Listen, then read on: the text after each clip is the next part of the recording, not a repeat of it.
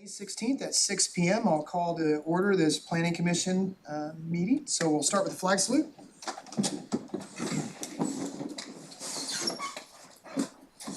Pledge allegiance to the flag of the United States of America and to the republic for which it stands, one nation, under God, indivisible, with liberty and justice for all.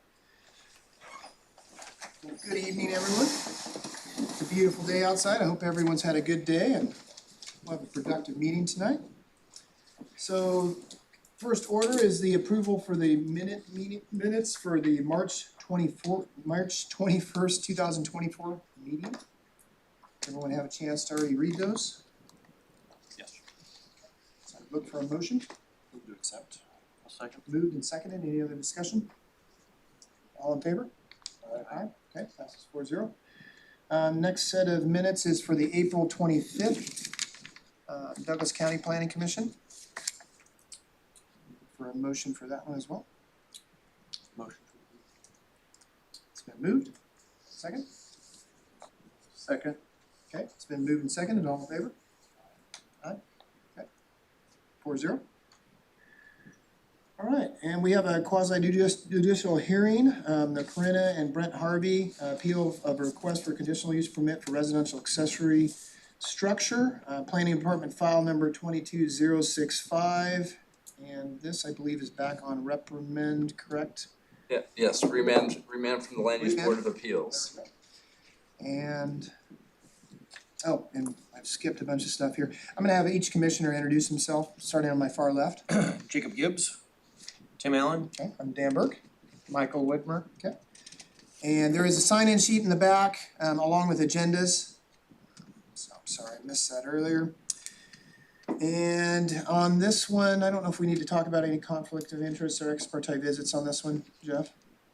I'll Let me just bring it up for the record, Yep, yeah. I'll poll the commissioners if anyone's had any ex parte. No. Site visits? No. No, okay. All right, qualified party list on this is already established, correct? Yes, And so we wouldn't be asking for any additional, so we are ready for the staff report.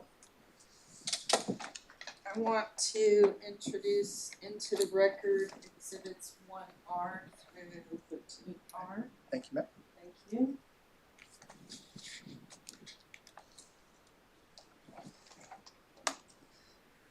I'll give a little extra detail today since we have new commissioners. The Harvey request now comes before the Planning Commission on remand from the Land Use Board of Appeals. This remand was preceded by the following chronology of events. The applicant, property owners, Corinna and Brent Harvey, requested a conditional use permit for a residential accessory structure 80 feet by 116 feet in total dimension, which is larger than the 2,000 square foot permitted outright in the zone. Subject property is zoned 5R, rural residential, and is located north of the Umpqua Highway on the west side of Whistler's Lane, approximately 1 mile west of the urban unincorporated area of Glide. The application was received by the Planning Department for review via the owner consent process and deemed complete on September 15th, 2022. The applicant failed to obtain the necessary owner consent signatures and the file was converted to an administrative conditional use permit request. The director's decision to approve the request subject to 4 conditions was issued on November 14th, 2022. A timely appeal was filed with the Planning Department on November 22nd, causing a hearing to be scheduled before the Planning Commission for review and action. At its January 19th, 2023 meeting, the Planning Commission affirmed the director's decision. At the February 16th, 23 meeting, the Planning Commission signed the findings of fact and decision document approving the requested CUP. On February 27th, appellants appealed the Planning Commission's decision and the Board of Commissioners declined review. The decision was then appealed to the Land Use Board of Appeals by Mr. and Mrs. McElwain. On October 10, 23, Luba issued a final opinion and order raising 3 assignments of error. The first assignment of error was denied, and Luba found that the second and third assignments of error, including overlapping arguments, and addressed them together. During this remand hearing, the applicants and other parties in the matter will be provided the opportunity to submit additional testimony and/or evidence into the record. No new parties are permitted to be established. In addition, any submitted evidence or testimony must be limited in scope to only the specific items remanded in the Luba opinion on the matter. The 3 matters before you tonight are fish rearing in the adjacent irrigation pond. Luba found that the county findings are inadequate to explain the county's conclusion that the proposed structure is compatible with the farm use, that is the rearing of largemouth bass and bluegill in the irrigation pond. Migratory bird use of the adjacent irrigation pond. Luba found that the findings are inadequate to explain why the proposed structure is compatible with the existing adjacent pond as it relates to migratory bird use. Drainage. Luba held that the county findings were inadequate to address runoff from the proposed development. The applicant provided additional information in the form of an engineered drainage report and an opinion related to migratory birds from a local wildlife biologist. Additional details were provided in the staff report prepared for this meeting. It's the staff's recommendation that the request for a conditional use permit for the residential accessory structure, enclosed riding arena with lean-tos on the west and north side for a total dimension of 80 feet by 116 feet.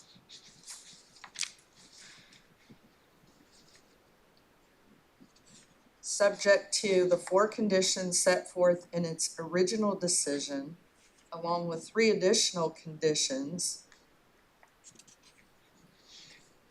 as follows. The 3 additional conditions are: the applicant property owners shall remove horse manure generated by the use of the horse barn riding arena so that nutrients are not leached to the irrigation pond lying north of the subject property. The applicant property owners shall route stormwater runoff from the proposed development to the county road culvert drainage system in substantial conformance with the recommendation of the Pinnacle Engineering report submitted by the applicants.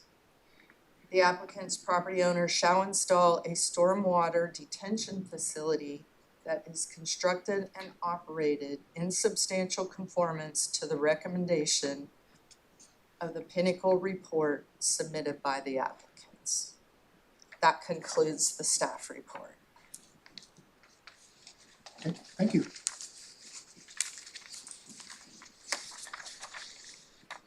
Okay, at this point, the applicant or applicant's representative can come up for testimony.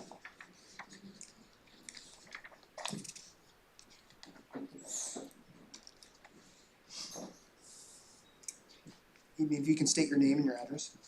Brent Harvey, 1809 Whistler's Lane, Roseburg, Oregon. Appreciate you taking the time tonight to see this matter again.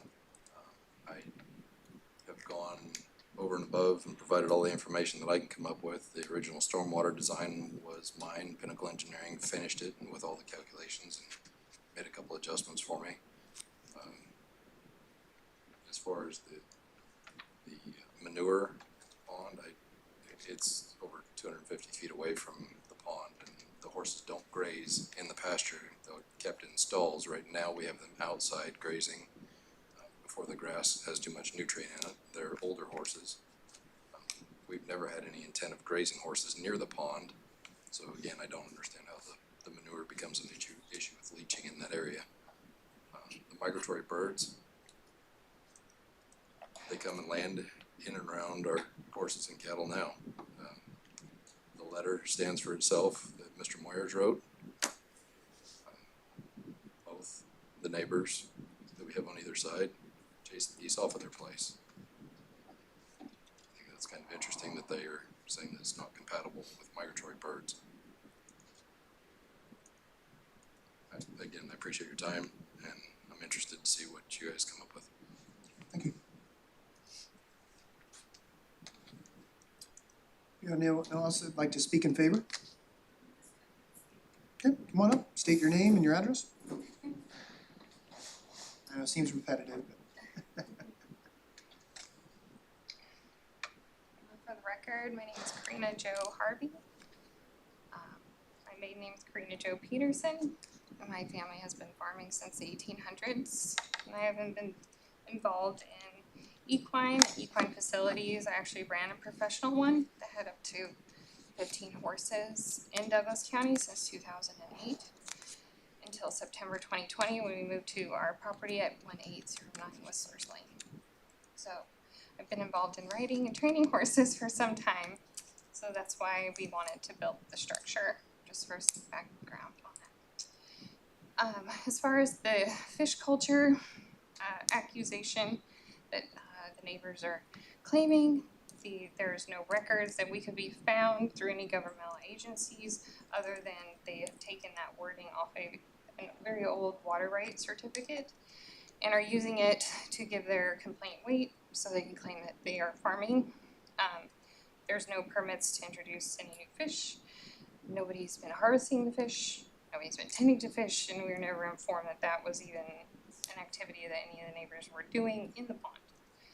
As far as drainage goes, it was never intended, it was never suggested, it was never implied that any of the drainage would even remotely go to the pond, so I don't know if yet again this is our neighbors spreading rumor, gossip, innuendo, or just soliciting neighbors, trying to fearmonger and harass us. And it's not just us, it's our other neighbors as well surround.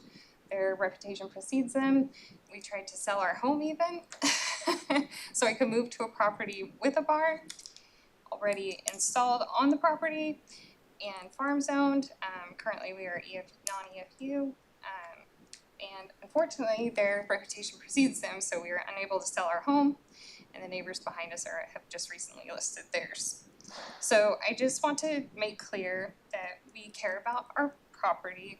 I very much care about irrigation and waterfowl. I grew up in a small town that is surrounded by a national refuge that has geese and waterfowl. Just address us, so. Okay, I'm just letting them know, like, we do care about the environment. I do care about the pond. I do care about the birds on the pond. So I just want to make it clear that it was never our intention to cause any environmental impacts, and we'll do everything we can to make sure that everything is safe for everyone, including the animals and the water runoff and our neighbors. I just wanted a dry spot to ride my horses and enjoy my property, which stabling and training equines is covered under the R5 zone. So I appreciate your time. I stayed quiet the last one. I just wanted to give you some background on where we were at and where we would like to go with our property. Thank you very much. Okay, we have any other parties in favor? Okay, call up parties for the opposed.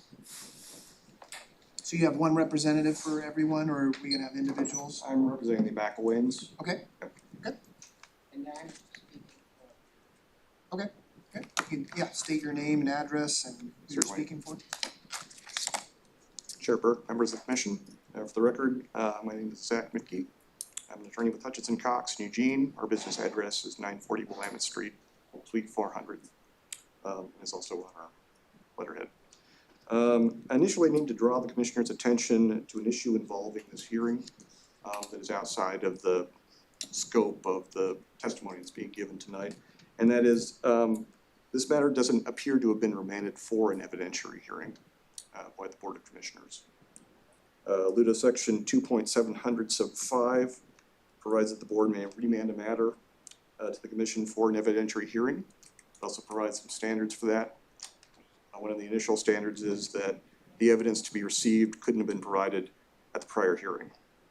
We haven't heard any testimony at this hearing that any of the prior evidence that you've received thus far couldn't have been provided at the prior hearing. In addition, the Board of Commissioners is required to make some affirmative findings and remands a matter to the Planning Commission for additional evidentiary proceedings, including findings related to prejudice to the parties, convenience or availability of the evidence at the time of the initial hearing, surprise to the opposing parties, the date notice was given of an attempt to admit additional evidence, and the competency, relevancy, and materiality of that evidence. The board's order from April 24th that remanded this matter doesn't indicate that the hearing that would be held would be evidentiary. It just says it remands for a hearing. Not all hearings are evidentiary, some are just strictly for argument, as I'm sure you're aware, having dealt with this variety of different kinds of hearings. As such, this is not an evidentiary hearing, and we request the board strike the applicant's testimony and exhibits submitted thus far. Specifically, I believe they're exhibits 4R and 6R, or 6. Double check on that. And the testimony given this evening. If the Planning Commission chooses to move forward, notwithstanding this code violation, we do have a written submission that we can provide that will respond to the applicant's new evidence. I don't intend to go into all the nuts and bolts of that. It looks like a bit of a book here, but it's actually only a couple of pages long and a lot of supporting evidence. But before going into that, I would ask that the Planning Commission rule on whether or not it will be accepting additional evidence this evening. So Jeff, where are we sitting on this, with this, as far as whether we're allowed to hear and not allowed to hear? I would say that that's a point that I don't know that's come up in the past, and so I think we move forward, and with that advisement in place, just proceed as we would with any hearing.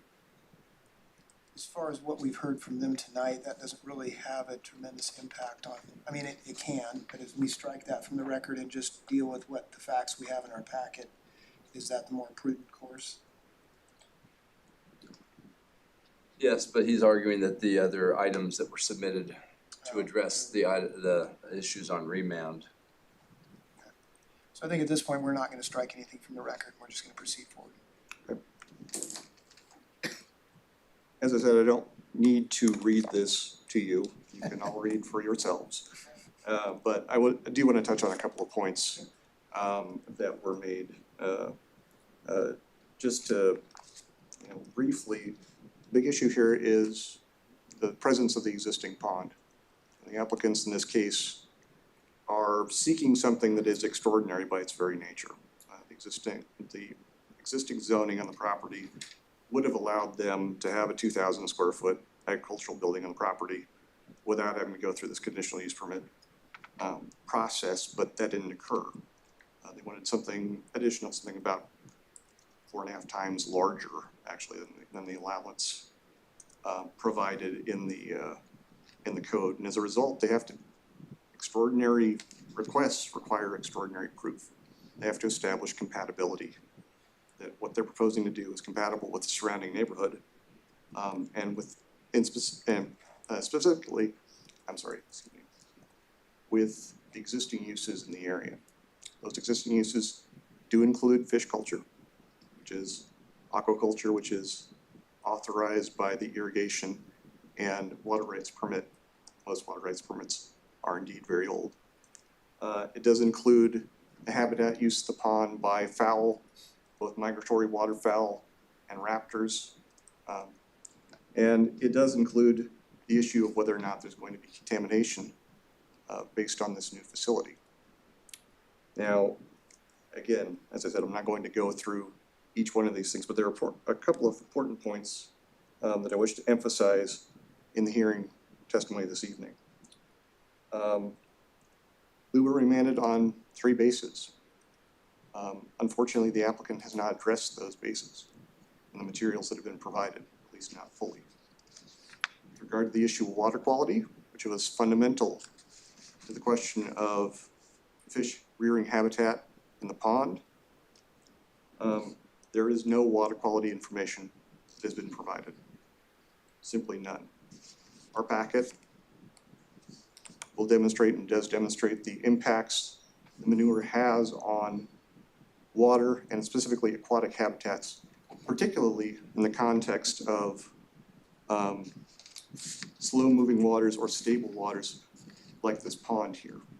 The problem with ponds is you don't end up with a situation where you've got water flowing in, water flowing out that often.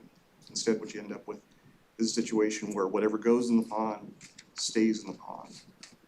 And as a result, that can lead to a situation where you get algal blooms, which then when they die, absorb the oxygen and create a hypoxic or eutrophic situation. Once that happens, that pond is dead. It's dead for a good long time. So that's something to keep in mind here when we're looking at the fact that we don't have any water quality information at all. Could I ask a question? Certainly. Currently, the use of the property allows for livestock. It does. The proposed use would not change the numbers of livestock. That's correct. So I don't, in addition to this, they've also demonstrated efforts. So I guess I'm getting to, I don't know how the current land use would change what you're arguing would be detrimental to water quality. Certainly. And Chair Burke, Commissioner Gibbs, if I may. The significant increase here is the increase in impervious surface on the property, which increases water flow off the property, which increases water discharge into the adjoining pond. Presently, we have a situation where the water is discharging through a drainage that feeds directly into the pond. Now, I realize that the applicants have provided a study by Pinnacle to address this situation. The problem is the Pinnacle study only goes so far. What I mean by that is the applicants are proposing to discharge to a pipe that leads to a ditch on the west side of Whistler Lane. The Pinnacle study ends at that ditch. The problem is that the ditch is not connected to anything. What happens right now during the rainy season is that ditch just backs up water onto the properties. Since the pond is in a low spot, water flows from those properties into the pond. This is something that's been established by prior testimony that was given to you, well, given to the commission, I should say, more than a year ago. I understand we have some new commissioners. Does that address your question? No, because I still don't see how I'm not connecting the dots between the volume of animals and It's not. what could be, done differently. I mean, I understand if I hear you correctly, the statement is that because now we'd have a covered structure, impervious surface, then water can be more controlled than it currently is, but there's nothing to prevent current use of that ditch being put anywhere with the number of animals on it, so. We're dealing with a situation where we have an increase in stormwater discharge rates. Okay. So that Fair enough, I appreciate that. segued nicely into my second point in any case. We're dealing with a situation where we've got water that's going to just be discharged into a blocked ditch. That doesn't go anywhere. Water comes off the property, it's gonna go back into the pond. If that's the case, we need to address this water quality issue instead of trying to breeze past it. And then in terms of the impacts to birds, we do have a statement by Mr. Moyers that's been introduced into the record that only deals with Canada geese. He specifically limited his testimony to talking about Canada geese. There's a pretty significant error in that statement. He's apparently was under the impression that the arena is 150 yards away from the pond, when it is clearly not. And doesn't really talk about other kinds of migratory birds, doesn't talk about the raptors, that are present on the property. And doesn't really deal with the science that deals with the impacts that low-rise buildings have on migratory birds that are traveling to the property. How many yards is it? Do you know? From the, I'd have to ask Mr. Harvey, but What I'd say is, He'll have a chance to come out and get along, so. I believe, and don't quote me on this, we're around maybe 50 yards. But I'm sure I'll be corrected if I'm mistaken about that. In terms of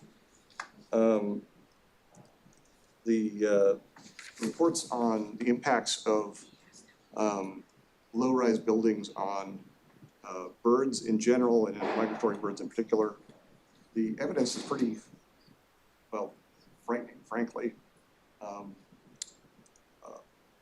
Building strikes are the second leading cause of anthropogenic death for birds in the United States. Accounts for more than approximately 600 million bird deaths annually. And most people would think that's these high-rise glass buildings. That's actually not the case. You get dramatic situations where a bunch of birds will hit one at one time. They actually account for less than 1% of bird strikes and bird deaths. The vast majority, by far, is low-rise buildings. As this building is being placed directly into the flight path, that's something that needs to be addressed. It has not been. Those are the issues that I wanted to touch on for you tonight. I do have a written statement that I'm introducing into the record now. take that here. And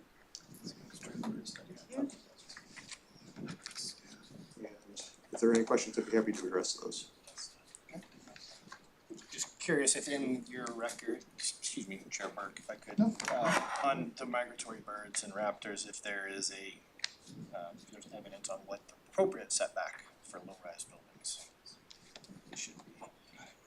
Yeah, I don't have that information. Chair Burke, Commissioner Gibbs, thank you. Anyone else have any other questions? Okay, all right, thank you. And I would just note then with that submittal that we're recognizing that as Posers Exhibit number 1. Next one in post, let's come state your name and address. Just a second. I'm sorry, there's a additional written statement from the McElwains that they would like to introduce as well. Hang on, we'll get the copies of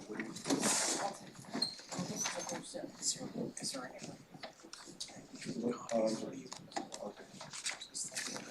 Sometimes this is how it goes out. Well, some of these.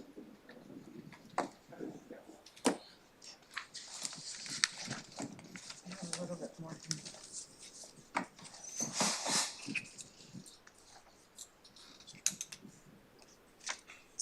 So we'll do some housekeeping, then we have some additional documentation submitted that would be a Posers Exhibit 2. Is that something we can lump together?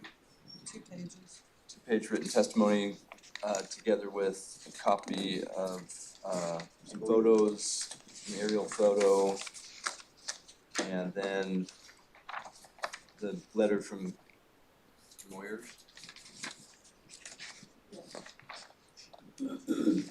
Yes, with attachments. Yep. Okay. For a total of 6 pages. On exhibit number 3. I'm not a. Yeah, you're gonna want this stuff. You know,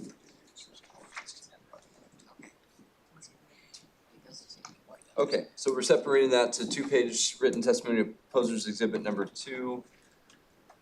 And then the Posers Exhibit 3 with 6 pages. Actually, no. Who's talking here about pages? trying to figure out how many pages. There's these 2 pages. Right. We're- and then It's just one exhibit, right? We're just Correct. Okay, one exhibit. Yeah, there's 8 pages total. Yep, okay, we're, Kathy changed her mind. she changed my mind, You're allowed to. something, I don't know. You can state your name and your address, please. I'm Linda Herbert. I'm at 1579 Whistler's Lane. I'm the pond. Okay. Just want to give you 2 things, because it's not 150 yards in the 3rd page, it's 150 feet. They made a mistake. On the pond, which you'll have a picture in your packet. When the property was first established by the Moffetts and Rileys and the Youngs, it was all one property. There was, at a time when Carl Macbeth owned parts, time has passed on, they made a drainage, what's called a convenience ditch. And that was, at the time they dug a pond for fish culture by the state of Oregon. Certificate, it would be in the original package if you had read the first time. And that was to help fill the pond.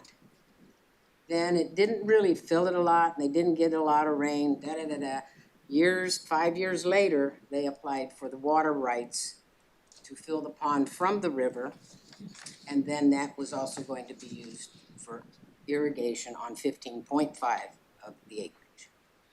When that got divided again, and I have the pond, that convenience ditch goes right into the pond. Anything from the above properties, because everything follows north to the river, goes right into my pond. When it's spread out over this, it's fine. When it is spread out in a funnel, it's not fine, because that is too much water for the pond. Pond will overflow, and the only access it has to relieve itself is one that was done in a privately owned culvert, which goes under the road, and used to drain to a different property and run on down the hills until people have built, and that property, they've covered that up. So now, if anything goes out in the street, the county culvert ditch, then that's going to come right back down and go, as the picture shows, and right back down to the entrance, which is my exit, because it will be higher and will go right back into the pond before it goes to any place else.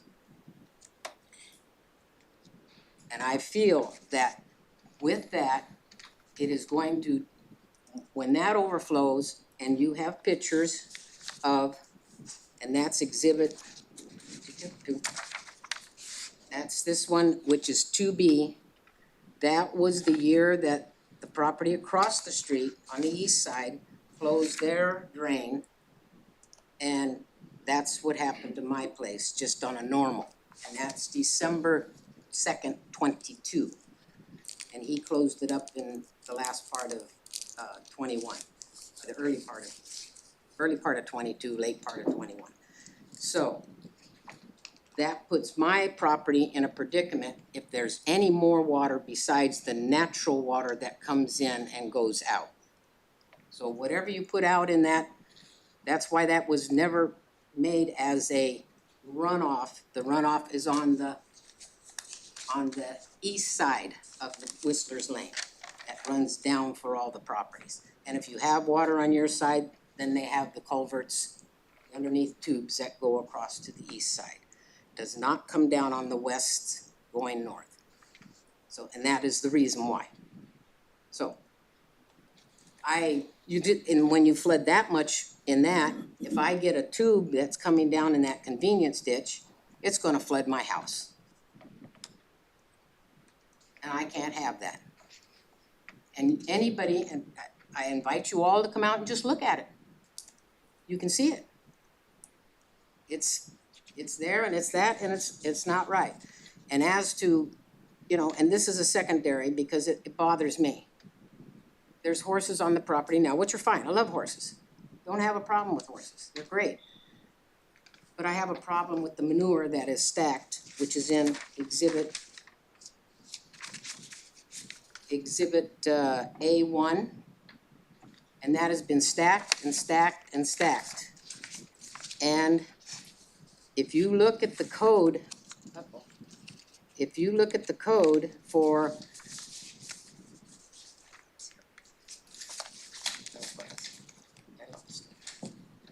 here it is. If you look at the code for manure, which is good for fertilizer, but what they have put on the books with the planning department is site storage on higher ground, at least 100 feet away from wells and streams, placed on concrete floor with curbing, or store on dry ground, which it's not. It's right next to a drainage ditch on the west side of his property. Cover with roof or tarp. Use roof gutters or downspouts to carry clean water away from pile. And it just rains right on top of it, and it diminishes, and then they put more, and then it diminishes. That's current, that's the current situation. You have the pictures there in your packet. I don't know what to tell you. That's fine, yeah. Yeah, those mounds aren't grass, and That's fine, it's I not just- dirt. Just keeping my chronology correct. So She's referring to. I don't know what to tell you. It's endangering my property, and according to their drawing, they show that tube from their drainage is going to go and run during daylight hours. Okay, it rains in the day and it rains at night, so. Thank you for your time, I appreciate it. I hope you take it into consideration and really look at the pictures and read it, please. Before you go, I want you to clarify for me a little bit, because we're talking about the drainage on two sides of the road and things like that. Can you, and I'm looking at your picture here, Yes, sir. so is there effective county drainage from either side of that road? Yes, or on the- neither side? On the, no, it doesn't really go anyplace either, but on the east side of the road, yes. There's more of a drainage, but there again, it's going to come right back down to where my private culvert's at and run right back into my pond, because I'm going to be lower. Is it running there now? No, because he doesn't have anything going out. Yes, it does. Does during really rainy season, you'll see my water's going out, and then you can watch it and the water will go back in sometimes. Not all the time. I mean, it depends on the weather. I mean, it's honestly. Okay, thank you. But that little bit that comes back isn't, tremendous, because it's for a few days. It rains a week at a time maybe. But it's not continuous. Okay, thank you. I just wanted to understand the road Yes, sir. and the drainage. Yes, there, it but- goes both ways in a sense. Depends on whose place is fuller. Chair Burke, if I can interrupt, Kathy has had some additional information from Public Works regarding this, so I thought that might be timely just to mention.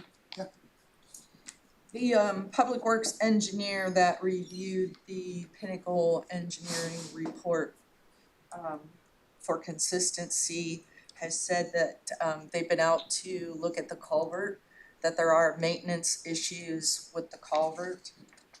They are giving those maintenance issues priority. They wanted you to know that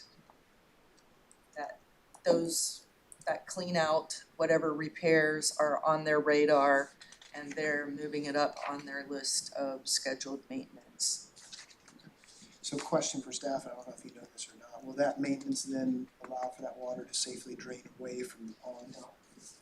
This is a question for staff. Public Works has implied that yes, it will. Alright, thank you. Okay, any other parties in favor? Or opposed. Oh, sorry. Any other parties opposed? Anyone else wants to speak? Okay, this is a time for the applicant to come give a rebuttal if they so choose.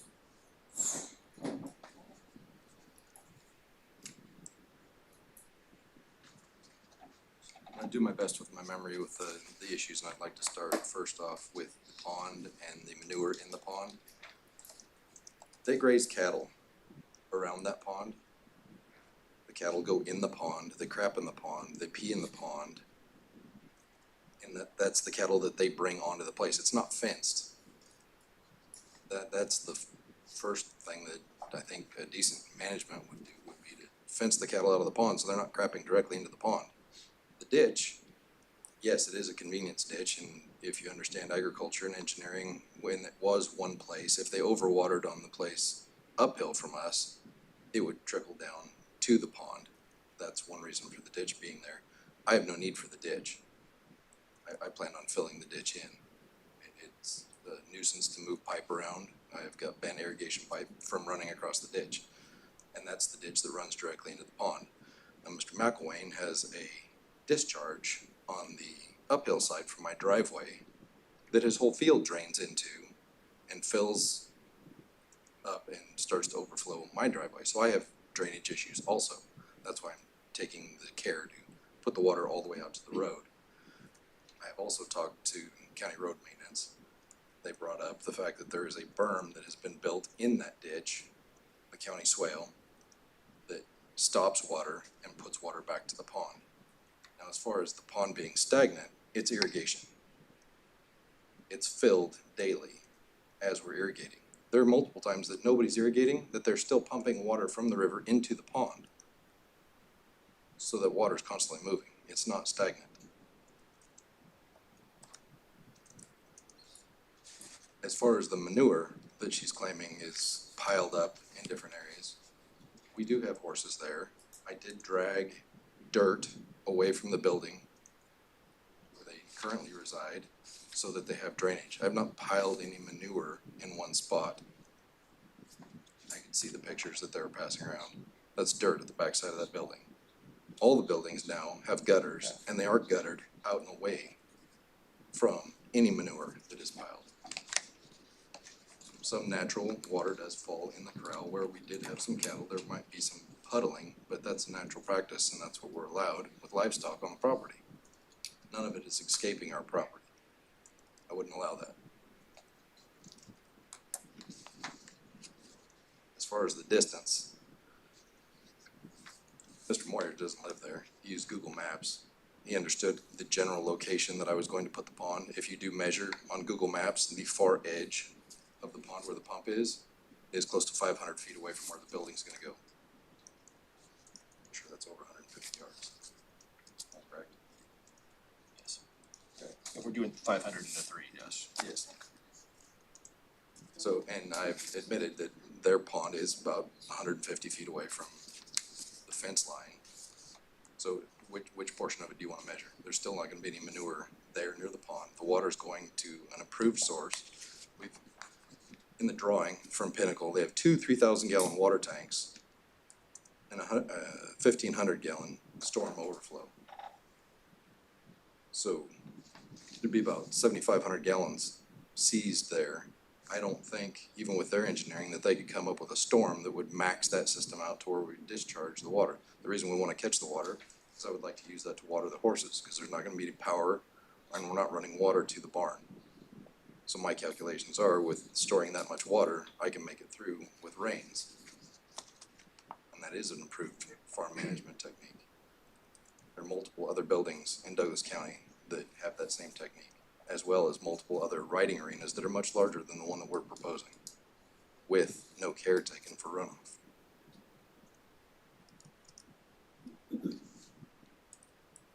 Mr. Burke, I have a question. Yeah, It's unrelated to it, but I'm curious, I don't recall reading are there walls on the proposed structure, or is it just a roof? It is a roof with a 20-foot lean-to around two sides, and that would be for stalls, feed storage, manure storage until it's removed. Yeah. Okay. Is it a closed building then? Does it have walls on all 4 sides? For airflow, it'd have screen on one side, and that's just to keep the rain from blowing in. And Okay, thanks. all right, thank you. thank you. Okay, I think this time we're gonna close the public portion and deliberate to a decision. Chair Burke, if I may? Yep. There was some questions about some of the testimony that was given during the final rebuttal. In general, final rebuttal is reserved to sort of argument issues. Some of the parties, as I understand it, wish to provide a response, an evidentiary response to some statements that they believe to be misstatements. Now, I'm not saying that that has to happen today, and possibly holding the record up might be able to address that situation, but leave that out there. So you're requesting to hold open the record, is that, okay. So Jeff? Where do we sit on this when it comes back on the?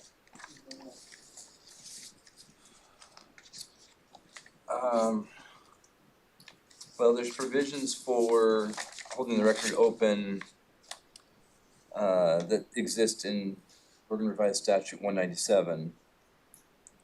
And those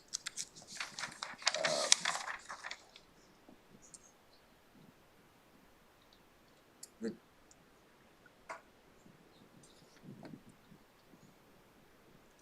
tricky part with that is it talks about that this is worded to say it's prior to the conclusion of the initial evidentiary hearing. This isn't the initial. Correct.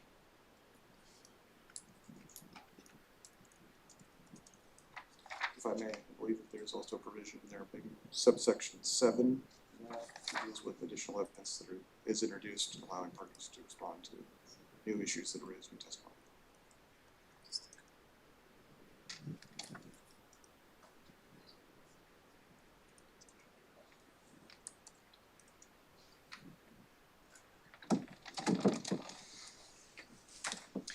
Yeah, there is that provision. Well,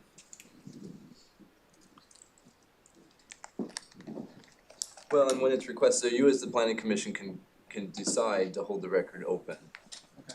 So they don't have the ability to hold the record open, we have the choice whether or not we want to hold the record open, is what you're telling me, Jeff. Well, it's been asked, and we could argue that that's appropriate.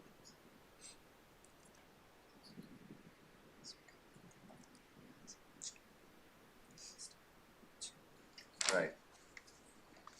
That's, If I could ask this in layman's terms, are you asking to respond tonight, or are you asking, okay, that's. No, this That'd after. be- And- I understood the hold the record part open, but I wasn't sure if you were also offering. Yeah, frankly, what I would suggest is these deal with statements that were made just during the final rebuttal that include additional facts or evidence. It would provide some period of time to allow the people that are interested in responding to those statements to respond to them. The applicant would still be potentially provided, again, this is up to the commission's choice, but would be provided a final rebuttal period limited to argument only, just based on prior statements that have already been introduced. That's a clean way to deal with the situation, but I'll leave it up to your council and to the Check commission. in with Jeff here, we'll see. All right, thank you. Can we just take whatever?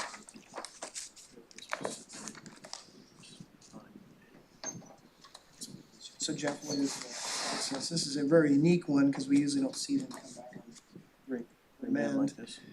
So we need to follow what the ORS is. We'll give Jeff a little bit of time to dig into that, to see what is required of us. And then if we were to hold the record open, how long would that period be, Jeff? Because I guess my concern is we wanna move the process along and not, I think both parties don't wanna be kicking the can down for decades. I think we wanna get this moved along if it's gonna get appealed or whatever decision gets made in a timely manner. right, so there's the option of leaving the record open for 7 days for any participant to file information, and then basically kind of do 7 days, and then resume. So we could look at the calendar for that. So what are we required to do, Jeff? Do we have an option with this or not have an option? If we so choose to deliberate and make a decision tonight, can we? Or do we need to hold the record open for 7 days and then that next meeting, receive additional information and then make a decision in that meeting? Nothing like being on the spot. Yeah, actually, I would ask if we can take a break right Okay. now, and then I'll try to, so we're not sitting Makes here. sense. Why don't we take a quick 10-minute break and we'll resume our meeting at 7 o'clock. Okay, so, yeah, break.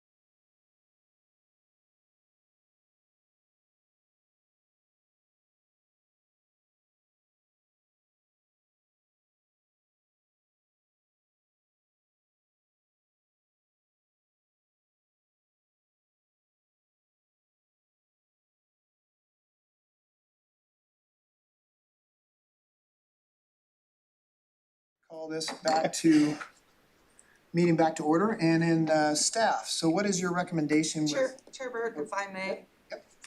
As we continue, we've had a request from our recording engineers that we speak front center instead of talking to whoever's at our side, and that we speak loudly enough to have our voices picked up on our recording. Okay. Thank you. Hey, Jeff, do you have some answers for us on the proper next step with this? Thank you, Chair Burke. In looking at the situation and the fact we have an item that was remanded from the Land Use Board of Appeals and has come back for review, and the opportunity that's provided in the Oregon Revised Statute 197.797 speaks to the initial evidence to hearing, which this is not. So upon further review of that, there wouldn't be an opportunity to hold the record open.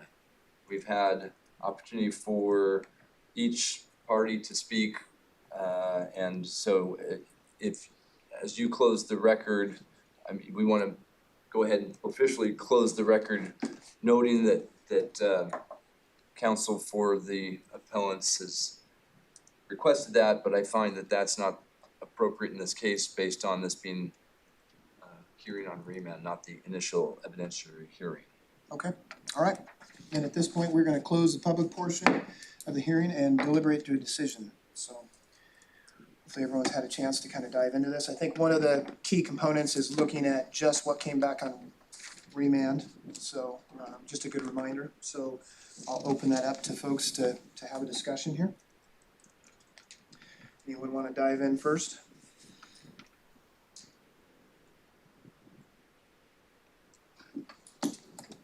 I think the drainage issue is one that is, to me, stands out.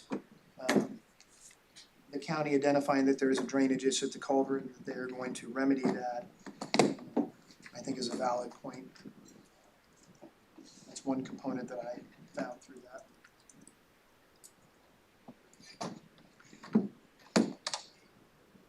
Is that one of the recommendations? No, it is not.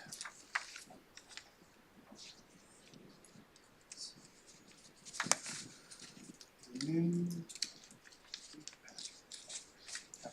Yeah.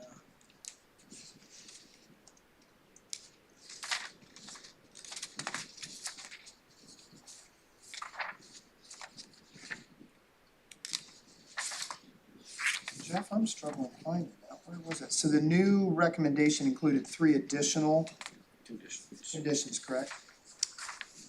Yes, and the way that our initial recommendation, there's typically a last condition, if you will, when you number them, whether it's 1 through 4, 1 through 20. And the last condition speaks to once the appeal period has expired and the above conditions or required conditions of approval have been met. So with the added conditions, we renumbered the original 4 conditions to be slightly different, so that the 3 new recommended conditions are 4, 5, and 6. And so give us our options, so we make sure that the commissioners are clear on what our options are.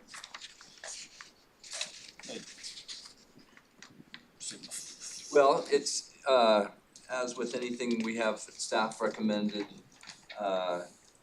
approval with the revised conditions 1 through 7. 1 through 7, renumbering them to incorporate 4, 5, and 6 as the new ones. There's certainly something that if you wanted to consider anything else that could be mitigating conditions, that's something for your consideration. That's staff recommendation that's Or on we record. could deny the request, correct? Correct. Okay, just wanna make sure what our options are. Thank you, Jeff. Mm-hmm. So just to So the 3 points of remand were the drainage, water quality to the pond, and the migratory bird issue. The applicant provided engineering report to address drainage. Am I speaking loud enough? Am I the mumbler? So. You might speak a Could little be. louder. You're close, I believe, to that, so it might help. Probably me. But it's a system in It's the, up in the ceiling. And real quick, Jake, is that correct? Just so we make sure we're clear as far as the 3 items on reprimand, so we make sure we're dealing Oh, with just what's there. Kathy's got them kind of stated in the staff report, so I'll let her Right. speak to that if she wants to.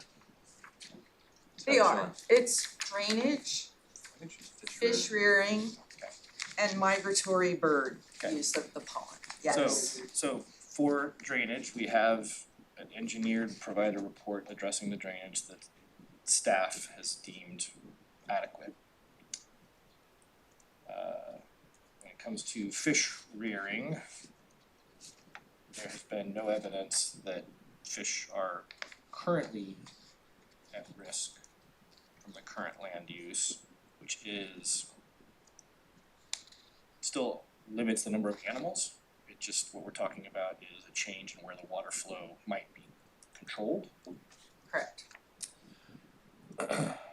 And third is the migratory bird issue, which originally was not identified as an overlay for the concern.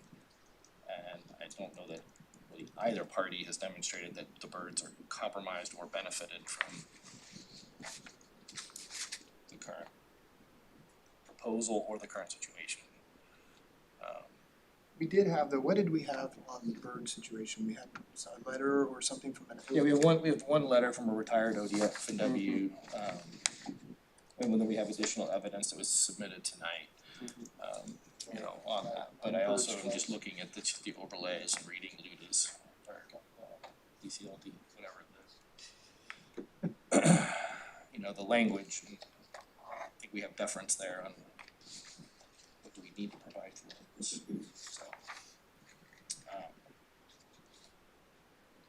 So that's, I guess, my walkthrough on that. The applicant has addressed the drainage.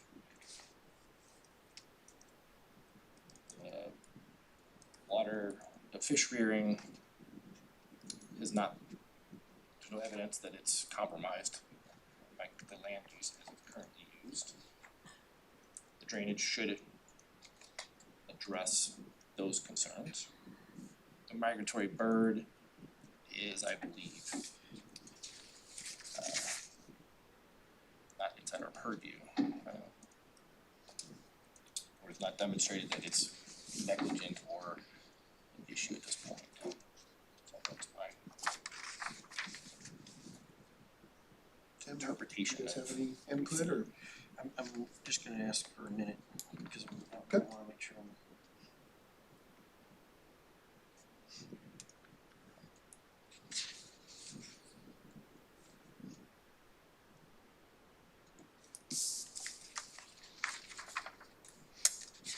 I guess I just add that the conditions that have been proposed by staff address all of these and to be held accountable, and that we still have deference to add additional conditions if we so deem necessary.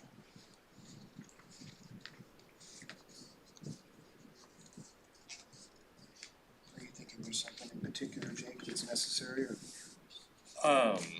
Well, I don't know that. I'm thinking of the drainage is the one issue that I think both parties, there's work to be done outside of the parties involved, is what I heard with the county ditch line needing addressing maintenance. And so I don't know what hammer we have to hold over the county to maintain their ditches, but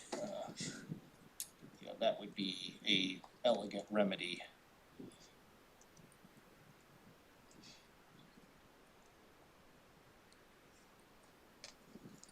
To address people's concerns, that's what I'm trying to. Would that be a stipulation we could put on there, Jeff? Or it sounds like it's been remedied, the county is going to correct it. If I may, the conditions of approval are conditions that the applicant has to meet. The applicant has no control over the maintenance of the ditch by Okay. Public Works. So because they have stated after their review of the drainage report that this will get priority, that's the only thing that we can accept, and we cannot put a condition on the applicant that they cannot control.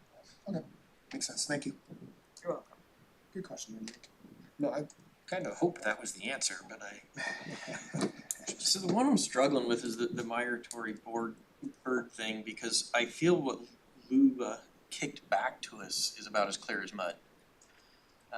And I find it interesting that, you know, they kicked it back, but they weren't real clear, other than they wanted us to be a little more clear on how we view this as being okay. Correct. So can staff respond to that a little bit of how you guys address that? So our previous decision discussed a bird habitat overlay. That really was not about migratory birds. It was about nesting places for various species. So to enhance the findings, they found our findings insufficient because we only referenced the bird overlay. So coming back with the Moyer's report and not looking at the bird overlay and looking specifically at migratory birds, we feel that we have sufficiently addressed the elements that were lacking in the previous findings that Luba sent back for clarification. Thank you. You're welcome.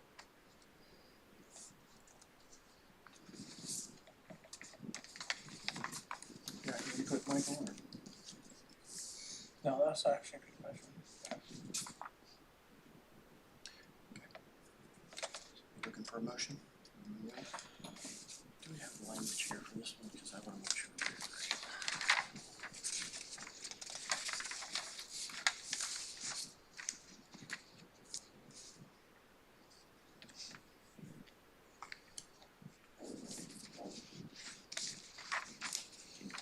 Clear one like they have in the past, I believe.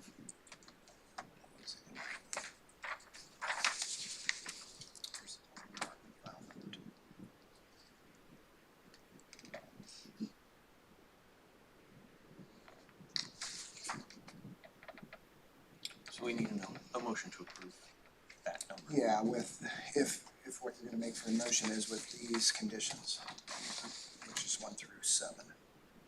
Okay, if that's what you're. So I am gonna go ahead and make a motion then that we do approve planning department file number 22065 with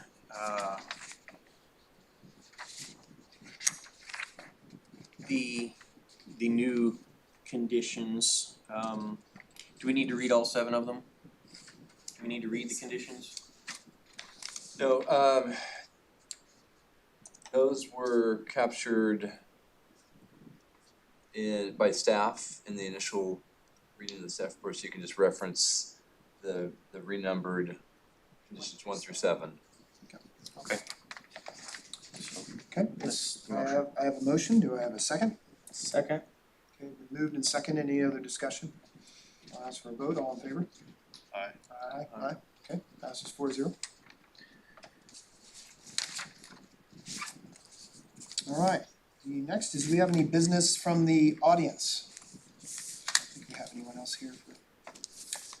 I just, before we see, just for housekeeping, we'll summarize the events and prepare findings of fact and decision. So those will be prepared for our next meeting, June 20th.